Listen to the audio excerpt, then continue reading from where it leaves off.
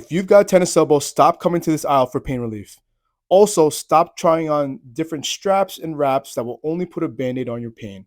Learn why golfers are experiencing tennis elbow and how to fix it for good. So let's talk a little anatomy about your forearm. So the backside of your forearm are what we call your extensors, okay? And all these muscles on the backside of the forearm attach to this common tendon, which is right here. And so what happens is if these muscles get overloaded or if they get overworked or if you're doing too much too soon or too rapidly, too much of an increase in spike in activity, it can overload that tendon and create discomfort. In the majority of golfers we do see, it's usually on the lead side. So because I'm lefty, if I were to get it, I would get it on my right elbow. So, and the reason why is this. As you go down into your downswing, you get a rapid acceleration down to deliver the club to impact. And then from there, you have to rapidly slow the club down to go through follow through. Okay. And that rapid deceleration or slowing down as you go through follow through can create a lot of significant stress to the outside part of the elbow if it's not ready to handle it.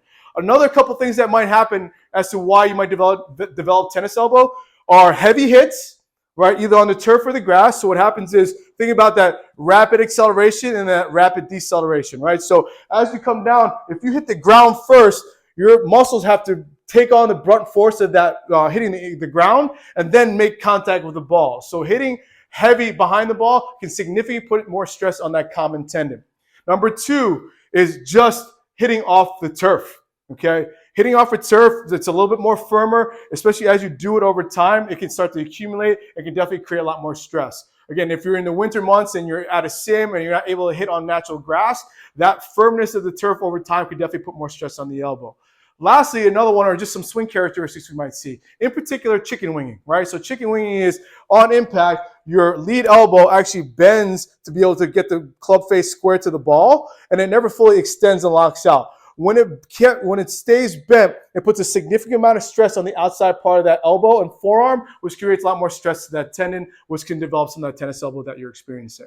So the reason why the straps that people wear or the compression sleeves that people wear don't really help long term is because we're not building that tissue back up to be able to handle the rapid nature of the golf swing. Okay, you need to build strength, you need to build durability and endurance, and that's what we're going to show you today. So we're going to show you a couple of things in the gym to help build up that outside forearm so you can get back to golf.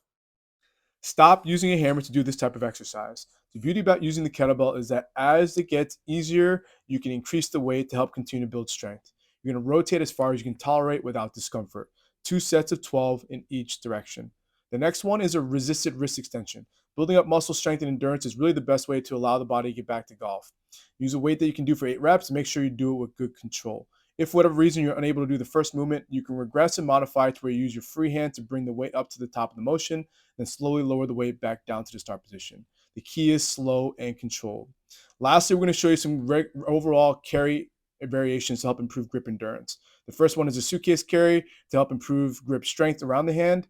Next one is you're going to do a bottoms up carry where you're creating different stress around the forearm and the elbow.